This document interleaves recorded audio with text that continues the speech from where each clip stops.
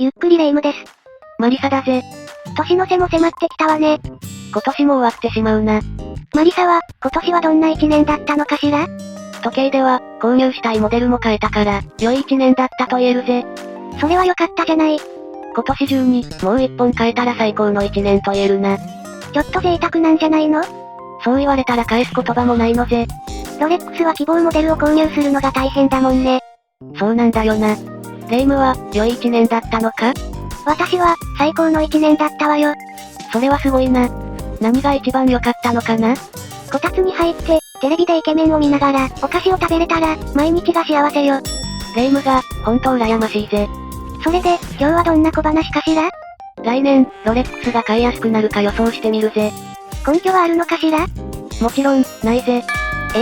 未来は誰にもわからないのぜ。それはそうだけど、あくまで予想なので、自分の予想と違ったら、そういう考え方もあるな、ぐらいに考えてほしいぜ。予想を楽しむぐらいの、お気楽な企画なのね。そうだな。1年後に振り返ったら、面白そうじゃないか？ 1 年前にどう考えてたかの振り返りは面白いわね。そうだろ。だから、ゆるい感じで視聴してもらえたら嬉しいぜ。ガチな考察は、他の配信者さんに任せるのね。私も、他の配信者さんの意見を参考にするぜ。この番組は、時計の小話の提供でお送りいたします。まだチャンネル登録してない視聴者さんで、少しでも興味を感じていただけましたら、チャンネル登録をお願いいたします。すごく励みになるので、よろしく頼むのぜ。ゆっくりしていってね。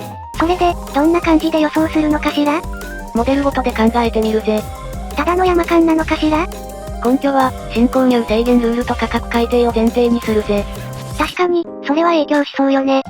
簡単に購入できるようになるはずはないから、現在に比べて、買いやすくなるか難しくなるかの予想だぜ。そうよね。急激に変わることはないわよね。なんとなく、買いやすくなるかぐらいだろうな。まずは、どのモデルから予想してみるの？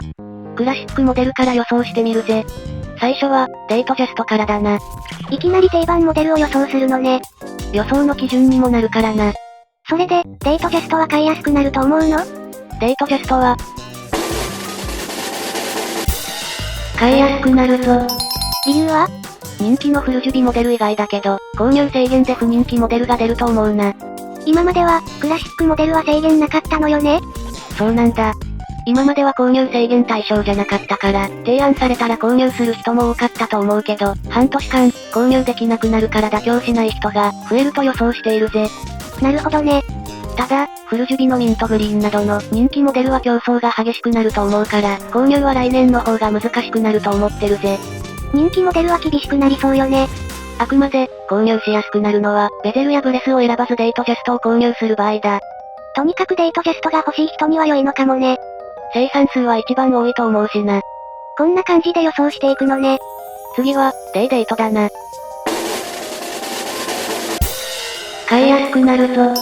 それはどうして？もともとステンレスモデルがなくて高額なのに、金額の値上げ幅も 10% 以上みたいだから、買いたくても手が出ない人が増えると思うぞ。高級腕時計で、10% 以上の値上げはカオスね。金額モデルは生産本数も少ないと言われてるけど、今よりは多少買いやすくなるんじゃないかな。その前にお金持ちじゃないと厳しいわね。平行店との価格差が縮まればマラソンするより、平行店で購入しようという人も出てくるだろうしな。富裕層なら時間効率で平行店かもしれないわね。購入しやすくなるけど、資金力は必要になってくるな。私たちには縁のないモデルになってしまったわね。もともと縁はなかったけどな。次は、オイスターパーペチュアルだぞ。私たちが購入したいモデルね。買いにくくなるぞ。どうして？私たちも困るわよ。人気のラッカー系はもちろん競争率が上がるし、値上げの影響でデートジャスト希望だった人が、予算の関係でオイパペに変更する人もいると思うぞ。サンレイ系も素敵だしね。そうだな。提案されたら購入しちゃいそうだよな。私たちにとっても大問題ね。だから、今年中に購入したいよな。次のモデルは何かしら？スカイブエラーを予想してみるぜ。買いやすくなるぞ。スカイブエラーは人気モデルじゃないの？人気モデルだけど、今までは制限中に狙う人が多かったモデルだと思うんだ。そうなのね。だから、優先順位は希望モデルの次という人が、一定数はいたと思うから購入しやすくなると思うんだ。購入したら全て制限対象だからね。金無垢系は値上げの影響を大きく受けるのは、デイトと同じでふるいにかけられると思うぜ。金無垢モデルを探している人は今年中に買いたいわね。全力でマラソンしてると思うぞ。次はどのモデルかしら？次のモデルは、1908だぜ。変わらないと思うぞ。どうしてそう思うの？1908を購入したい人は、他の選択肢はないと思うんだ。他に似たモデルはないわね。スカイブエラーと同じで購入制限中に探す人は一定数はいたと思うけど、そこまで多くないんじゃないかな？購入したい人は固定化されちゃってるのね。そんな気がしてるな。ドレスウォッチで、この価格なら他ブランドの選択肢もあると思うから、本当に欲しい人が探していると思うな。私もお金があれば購入したいわね。ここからはプロフェッショナルモデルを予想するぞ。ここからが楽しみな視聴者さんも多いかもね。まずは、サブマリーナーから行くぞ。ロレックスといえば、サブマリーナーよね。買いやすくなるぞ。サブマリーナーが購入しやすくなったら大喜びじゃない？サブマリーナーは人気があって、1年制限モデルなんだ。じゃあ、購入するの難しいんじゃない？他の1年制限モデルは、デイトナと GMT なんだぜ。同じ人気モデルでも人気の差はあるわね。そうなんだ。心理的な部分で、1年制限がかかるならデイトナや GMT を購入したい。って気持ちになると思うんだよな。気持ちの問題ね。もともと1年制限モデルに指定されていたから関係ないと言えば関係ないんだけど、心理的にもったいないと考える人も多いと思うんだよな。欲が出てきてしまうのね。そうだな。ただ、リセールバリューが高いから転売ヤーも狙うモデルだと思うから、逆に買いにくくなるかもな。買いやすくなると嬉しいわね。次のモデルは何かしら？シーブエラーだ。変わらないと思うぞ。どうして？シーブエラーはサブマリーナーの上位互換なんだけど、人気はサブマリーナーほどではないんだ。そうなのね。サブマリーナーと違って半年制限で済むのは嬉しいけど、サブマリーナーデートとは40万円以上の価格差だから、それなら、サブマリーナーで良いと思うんじゃないかな。40万円の差は大きいわよね。サブマリーナーでも防水性は300メートルあるからな。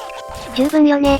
今も購入したい人は限られると思うから、来年もあまり変化はないんじゃないかな。値上げの影響で予算的にサブマリーナーに変更する人もいるんじゃないの？いるとは思うけどそういう人は最初から、サブマリーナーも購入希望で探してると思うんだけどな。それはそうね。次は、エアキングだ。買いにくくなるぞ。あら？それは意外ね。エアキングは良い時計だと思うぞ。でも、そんなに人気のある話は聞かないわよ。それは、今まで1年制限の影響もあると思うんだ。どういうこと？ 1 年制限なら、別のプロフェッショナルモデルが欲しいとかな。期間が半年なら購入したい人も増えるってことね。そうだな。それと値上げの影響もあるから、比較的低価格な、エアキングを希望する人が増えるんじゃないかな。意外と予想が当たるかもしれないわね。エクスプローラーも同じ理由で人気が出ると思ってるぞ。エクスプローラーは良い時計よね。最高のシンプルウォッチだと思ってるぜ。1年から半年制限になることで購入希望者が増えるかもね。そう思うんだけどな。価格的にも手が出しやすいしな。エクスプローラー2も同じかしら？半年制限なら購入する人も増えると思うし、値上げで100万円台後半のモデルが多くなると思うから、購入しやすい価格だしな。ほんと、値上げの影響は大きいわよね。ただ、エクスプローラーのイエローロレゾールは人気がない気がするけどな。廃盤になったら希少性が出るかもしれないわね。ちょっと値段が高いと思うんだよな。個人的な意見よね。次はヨットマスターだ。変わらないと思うぞ。つよしさんの探しているモデルね。ヨットマスター37かっこいいよな。サイズ感も日本人にはちょうど良い大きさだと思うぜ。来年は買いやすくなるのかしら？